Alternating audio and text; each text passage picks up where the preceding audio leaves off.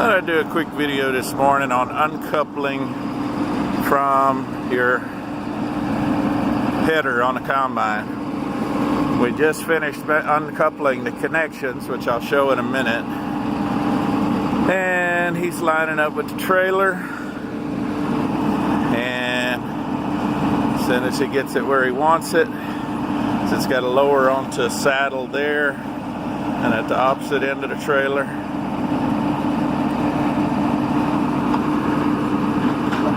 And there it goes. See, the feeder house is sliding down and away. And the pins up on top, which are partially obscured by the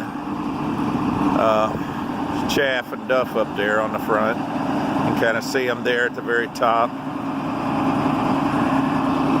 And you see the stub shafts sticking out the side of the feeder house there that drive everything. The drive pulley for the feeder house on the other side. Dust diverter on top. So we got about 2 inches of rain or so yesterday. So that's the end of combining soybeans over here for a while. Take the combine back to the shop, change the oil, service it, and put about 100 hours on it so far with harvest, so it's time for oil change.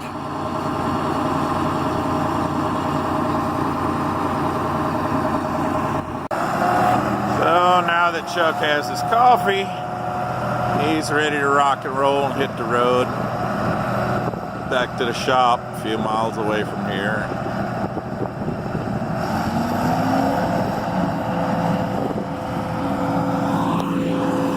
This may be the last year for the 9600, so I hear. So may end up with something newer. Now this is a 30-foot 900 series Deere flex bean head or bean flex platform. On your connections, of course, you got the yellow ratchet straps to tie this down for transport. We're not transporting it today. We're leaving it here because we'll have to come back and finish some beans back on the east end of the place. But on each side of the header, you have some various connections to make. We have the drive shaft here, 2 hydraulic couplers, and then a third smaller hydraulic coupler for the reel.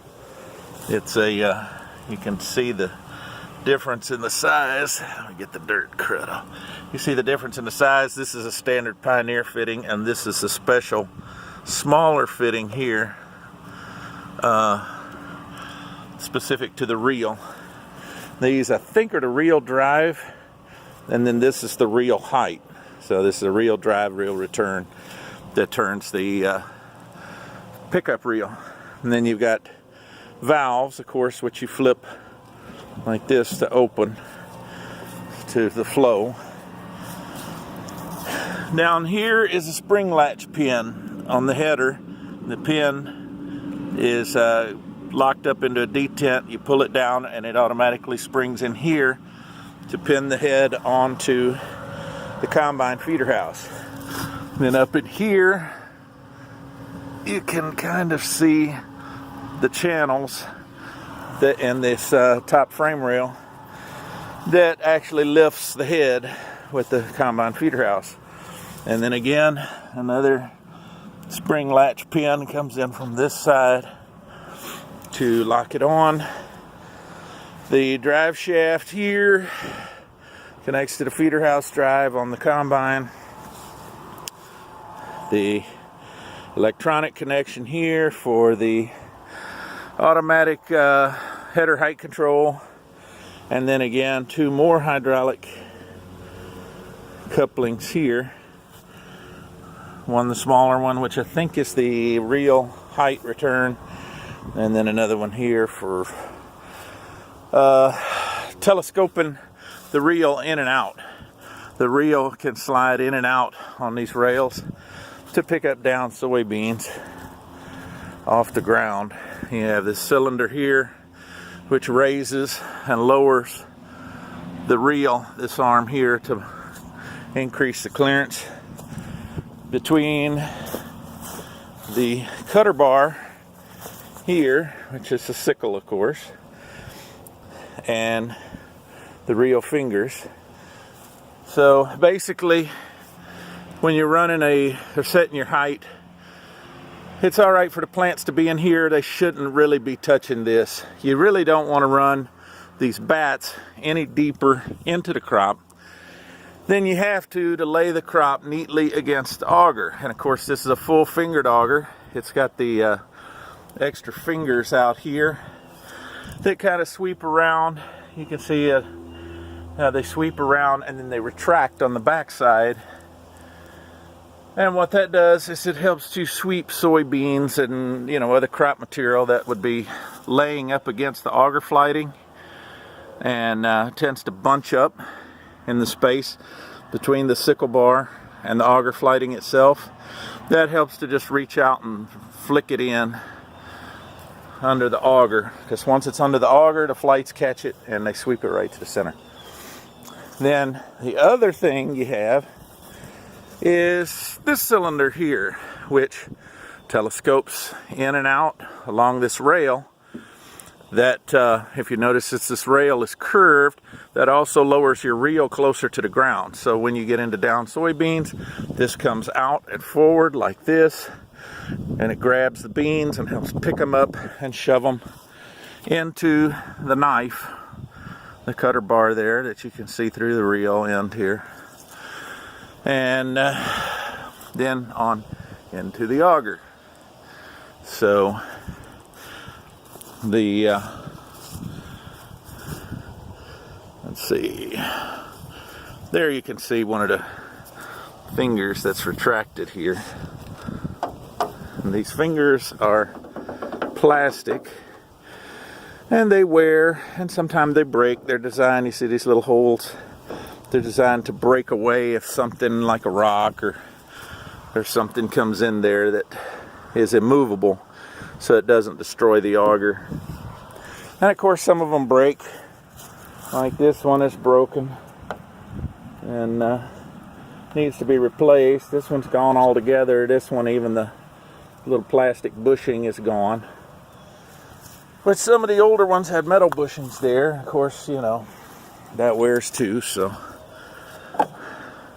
the metal in a lot of cases wears faster than the plastic does, simply because of the dust. And another clearance that you have to adjust, that when you set the header up, you see this little angle iron piece right down here. That is called the auger stripper. It and this strip back here, which has got these long egg-shaped bolt holes, or slotted holes, and you see the wear on it. What that does is the auger sweeps the material under. That helps keep it from wrapping up and going around the auger again. So it catches on that and then slides.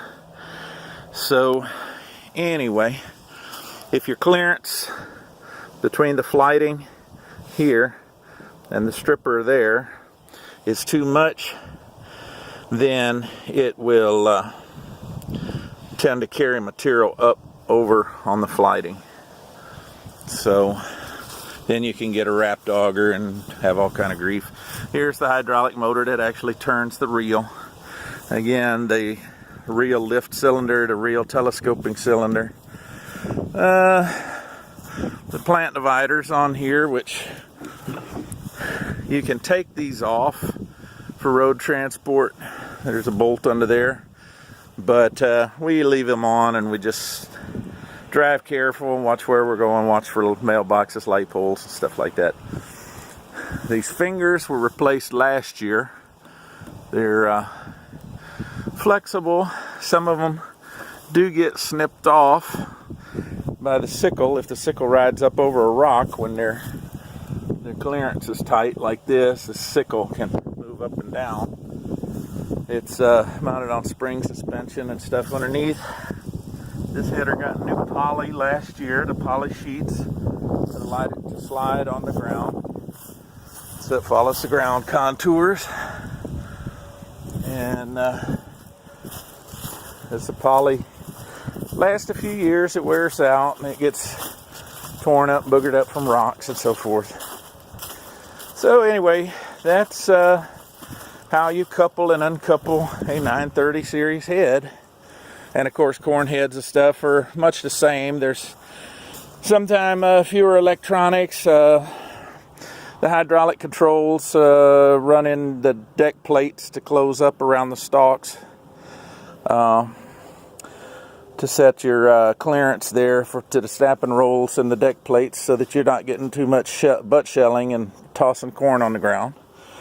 This head had been set up originally with the single point connection that combines all these hydraulic and electronic connections into a single large metallic connector, that you have a mating connector on the combine, and you simply pull a lever and lock them together, and then you connect your drive shafts, drop the lock pins in on either side here, and you're ready to pick. Saves a little time, but coupling and uncoupling only takes, a minute or two anyway. So I guess if you're uncoupling 15 times a day or something, crazy, moving from field to field to field, it's probably a big time saver, but most of the time it's not really an issue.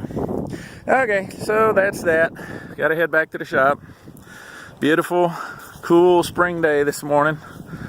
Got a little southwest wind going. It was northeast a little bit ago, so it's turning around. Hopefully it'll warm up a bit. Anyway, y'all have a good one. Later. Bye.